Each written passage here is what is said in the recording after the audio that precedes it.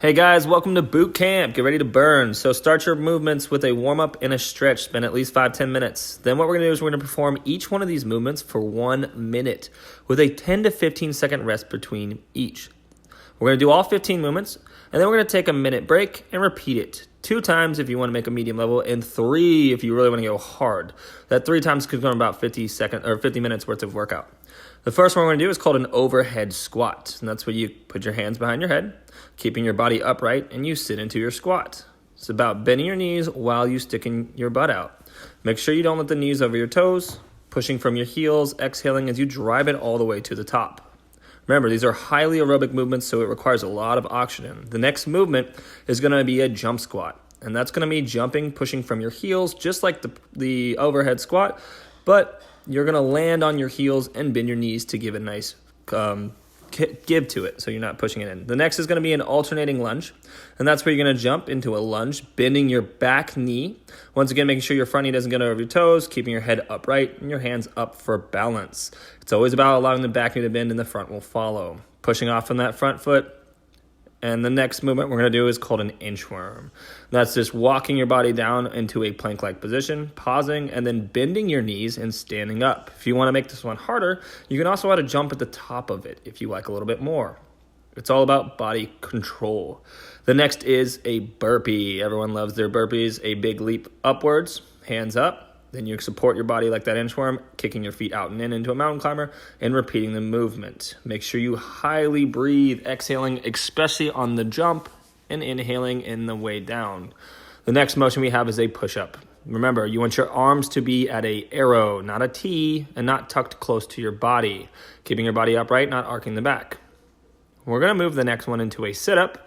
And like any sit-up, you never want to use the momentum, so don't arc your back backwards, keeping your shoulders rolled forwards. You can either have your arms behind your head or supporting it across, crossing your arms. Feet together and knees together as well as that. The next one we're going to do is we're going to roll on over immediately after that 10-second break and take a plank.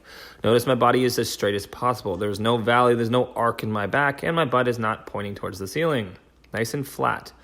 We're going to move into that transitional mountain climber. This one I did with a twist. So for every 5 mountain climbers on each foot, you twist right, twist left, repeat. And you can always switch it up. So next time maybe switch left, twist right. Or if you like your rhythm, continue that motion.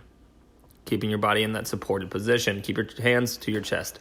The next is a long jump into a back shuffle. So you're going to throw your hips forwards, making sure you catch your landing, bending your knees, and then staying low and back shuffling. Again, it's all about throwing your hips forwards. We're going to go into a 4 square next, and that's jumping in a square. Feel free about halfway, 30 seconds into it, to change directions. It's important that you get different lands. Good plyometrics. Once again, landing with your feet together and trying to land from your heels, not your toes. We're going to go next into a jumping jack squat. Notice I hold the squat. It's allowing my knees and my toes to point outwards while staying low and performing a jumping jack. Nice and low the whole time. Really burns the legs.